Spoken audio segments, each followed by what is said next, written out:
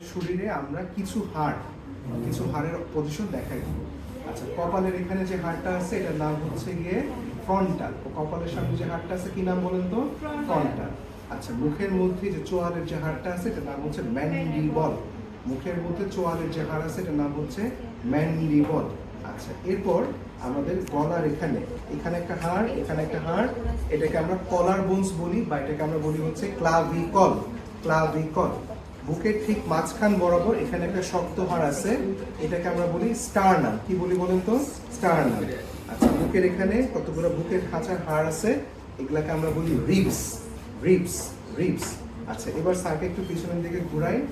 আমাদের পিছনে ডানার মতো দুইটা হাড় আছে বা হাড় আছে, এগুলাকে বলা হয় স্ক্যাপুলা।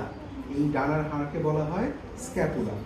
মেরুদণ্ডের যে হাড়গুলো আছে এগুলাকে আমরা বলি হচ্ছে ভার্টিব্রা। মেরুদণ্ডের হাড়গুলোকে আমরা বলি ভার্টিব্রা। ভার্টিব্রাকে 5 ভাগে ভাগ করা যায়। ঘাড়ের এখানে আছে হচ্ছে সার্ভাইকাল, বুকের এখানে আছে হচ্ছে থোরাসিক, কোমরের এখানে আছে হচ্ছে লাম্বার, নিচে আছে স্যাক্রাল আর কক্সিজিয়াল। এর উপর থেকে আমরা বলবো cervical vertebra, thoracic vertebra, lumbar vertebra, sacral আর কক্সিজিয়াল ভার্টিব্রা।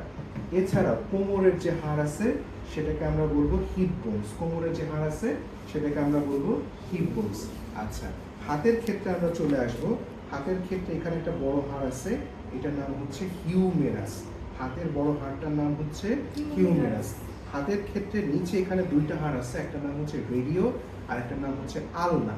তাহলে মাঝখান বরাবর মিডিয়ালে যে হাড়টা আছে এটার নাম হচ্ছে আলনা, ল্যাটারালি বা বাহিরের দিকে যে হাড়টা আছে এটার নাম হচ্ছে রেডিয়াস বা রেডিও। পায়ের দিকে আমরা চলে যাই।